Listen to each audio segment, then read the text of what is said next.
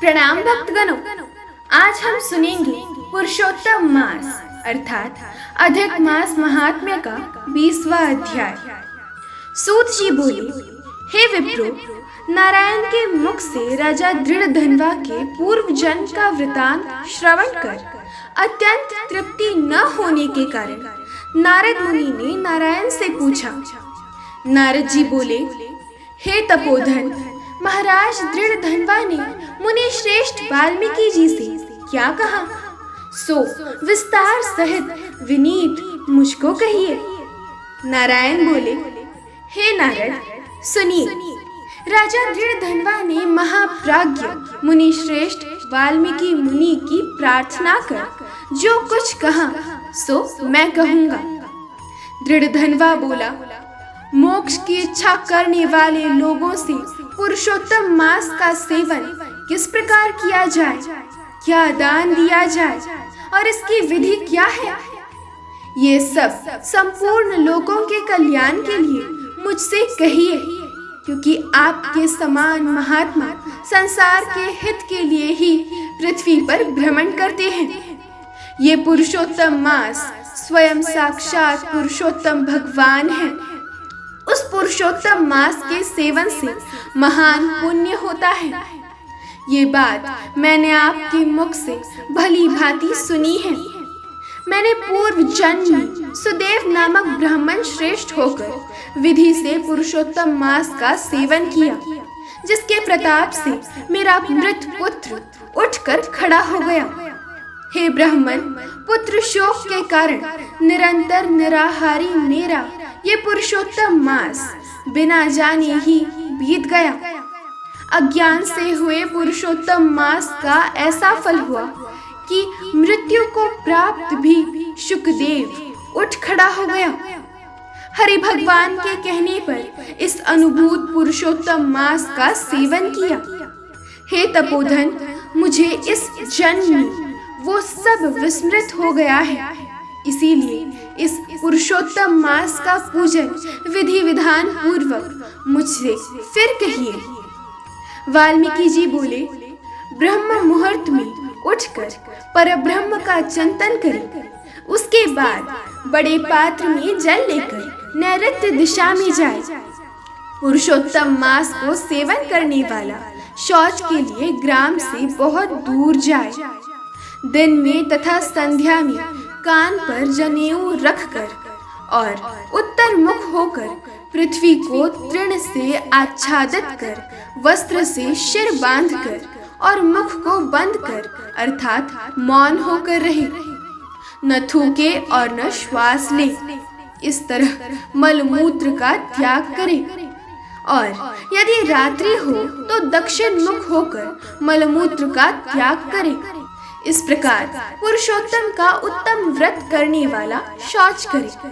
तदनंतर 16 कुल्ला अथवा 12 कुल्ला करे। मूत्र का त्याग करने के बाद 8 अथवा 4 कुल्ला गृहस्थ करे। उठकर प्रथम नेत्रों को धो डाले, दातून ले आवे और इस मंत्र को अच्छी तरह कहकर दंत धावन करे। हे वनस्पति, आयु, बल, यश, वर्च, प्रजा, पशु, वसु, ब्रह्म ज्ञान और मेधा को मेरे लिए दो। अपामार अथवा बैर की 12 अंगुल की छेद रहित दातुन कानी अंगुली के समान सोटी हो, जिसके पर्व के आधे भाग में कूची बनी हो, उस दातून से मुख शुद्धि करे।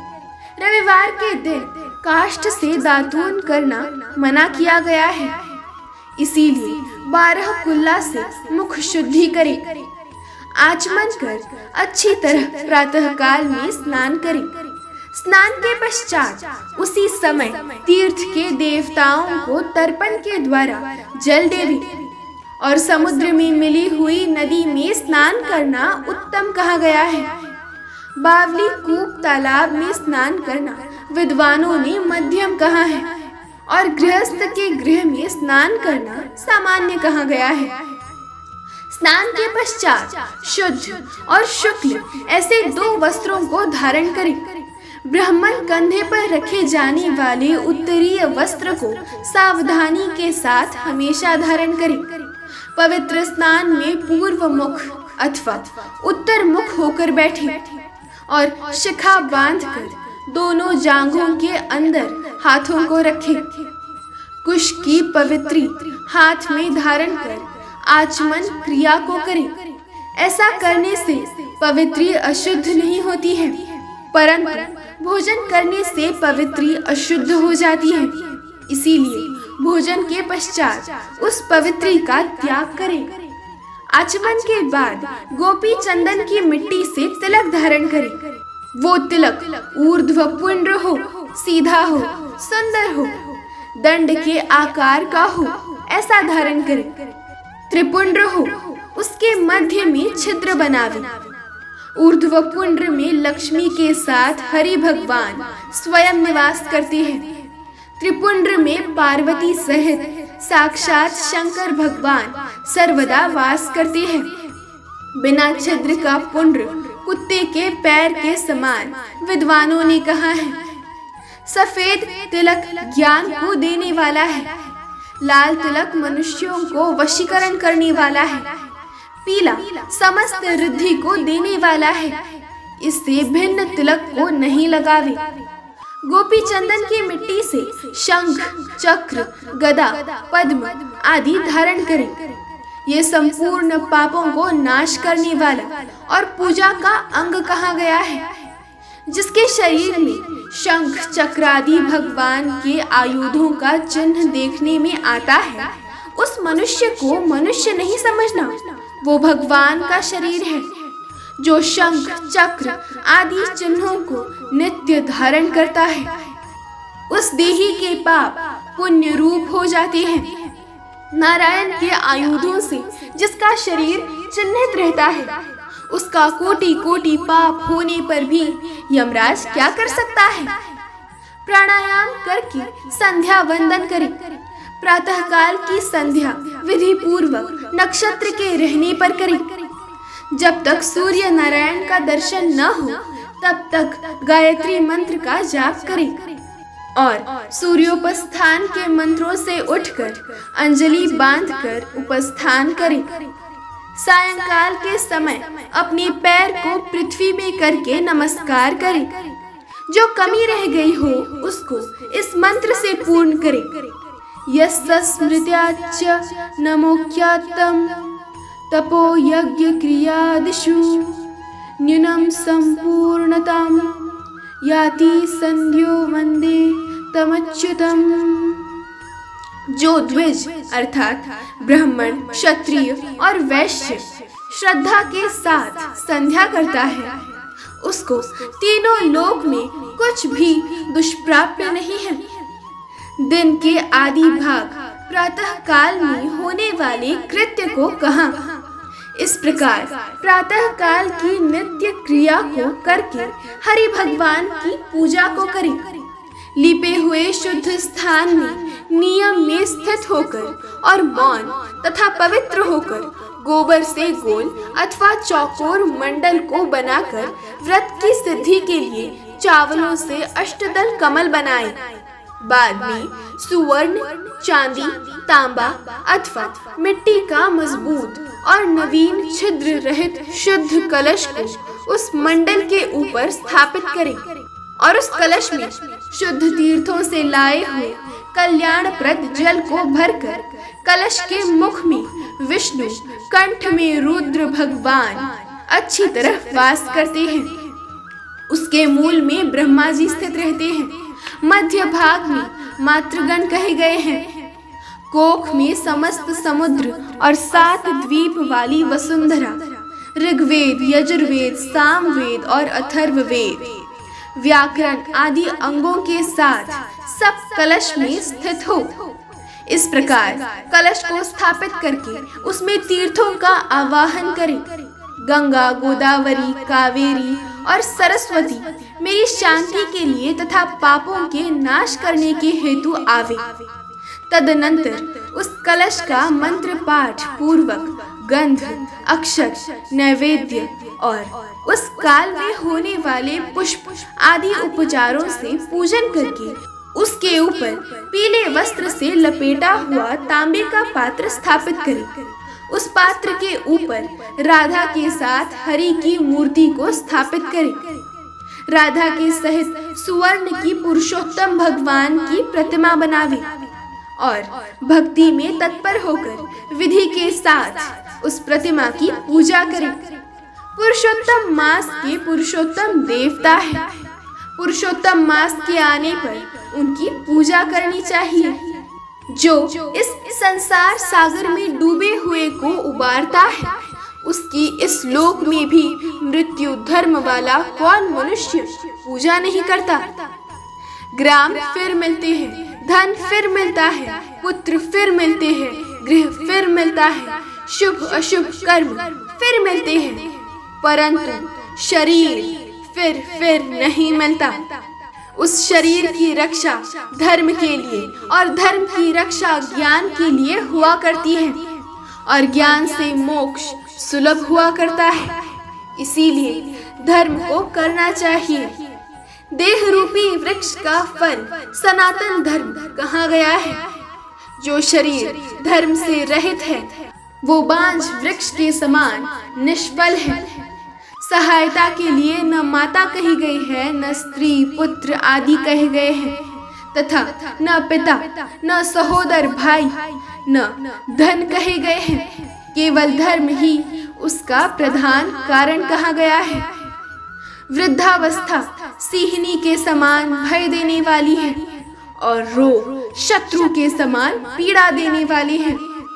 फूटे हुए बर्तन से जल गिरने के समान आयु प्रतिदिन क्षीण होती रहती है।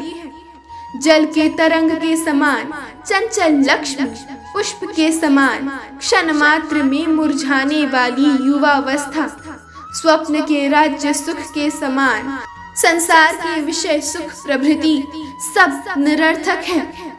धन चंचल है, चित्त चंचल है और संसार में होने वाला सुख भी चंचल है। ऐसा जानकर संसार से विरक्त होकर धर्म के साधन में तत्पर होवे। जैसे सर्प से आधा देह निगले जाने पर भी मेंढक मक्खी को खाने की इच्छा करता ही रहता है, उसी प्रकार काल से ग्रसा हुआ जीव दूसरे को पीड़ा देने में तथा दूसरे का धन अपहरण करने में प्रेम करता है। मृत्यु से ग्रस्त आयु वाले पुरुष को सुख क्या हर्ष करता है। वध के लिए वध स्थान को पहुंचाए जाने वाले पशु के समान सब सुख व्यर्थ है। जब धर्म करने के लिए चित्त होता है तो उस समय धन का मिलना सुलभ नहीं होता। जब धन होता है तो उस समय चित्त धर्म करने के लिए उत्सुक नहीं होता और जब चित्त और धन दोनों होते हैं तो उस समय पर्याप्त समय नहीं मिलता। इसीलिए चित्त वित्त सत्पात्र इन तीनों का जिस समय संबंध हो जाए उसी समय बिना विचार किए ही जो धर्म को करता है वही बुद्धिमान कहा गया है। अधिक धन के व्यय से होने वाले हजारों धर्म हैं। पुरुषोत्तम मास में थोड़े धन से महान धर्म होता है। स्नान दान और कथा में विष्णु भगवान का स्मरण करना इतना भी उत्तम धर्म यदि किया जाए तो वो महान भय से रक्षा करता है। जिस प्रकार गंगा ही तीर्थ है, कामदेव ही धनुषधारी है, विद्या ही धन है और गुण ही रूप है, उसी प्रकार संपूर्ण महीनों में उत्तम पुरुषोत्तम मास साक्षात पुरुषोत्तम ही है।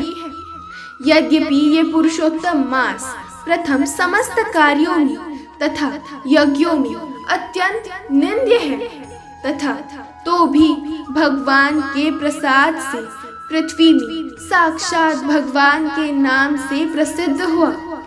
जिस प्रकार हाथी के पैर में सब प्राणियों के पैर लीन हो जाते हैं, उसी प्रकार समस्त धर्म और कला समस्त पुरुषोत्तम में विलीन हो जाती है। जिस प्रकार और नदियों की तुलना गंगा के समान नहीं की जा सकती, कल्प वृक्ष के समान अन्य समस्त वृक्ष भी नहीं कहे जा सकते, चिंतामणि के समान दूसरे रत्न पृथ्वी में हो ही नहीं सकते, कामधेनु के समान दूसरी गौ नहीं हो सकती, राजा के समान दूसरे पुरुष नहीं हो सकते, वेदों के समान समस्त शास्त्र नहीं हो सकते। उसी प्रकार समस्त पुण्य काल इस पुरुषोत्तम मास के पुण्य काल के समान नहीं हो सकते। पुरुषोत्तम मास के देवता पुरुषोत्तम भगवान हैं, इसीलिए भक्ति और श्रद्धा से पुरुषोत्तम भगवान की पूजा करनी चाहिए। शास्त्र को जानने वाला कुशल शुद्ध वैष्णव सत्यवादी और विप्र आचार्य को बुलाकर उसके द्वारा पुरुषोत्तम की पूजा करें। अंतकरण में होने वाले मोह, काम, क्रोध, लोभ, मद, मात्सर्य आदि रूप बड़ी बड़ी मछलियों से पूर्ण अत्यंत गंभीर वेग वाले इस संसार रूपी सागर को पार करने की इच्छा करता है, वो इस भारतवर्ष में आदि देवता पुरुषोत्तम भगवान का अच्छी तरह पूजन करे। इति श्री बृहन्नारदीये पुरुषोत्तम मास महात्म्ये विंशतितमोऽध्याय संपूर्ण। जय श्री कृष्ण।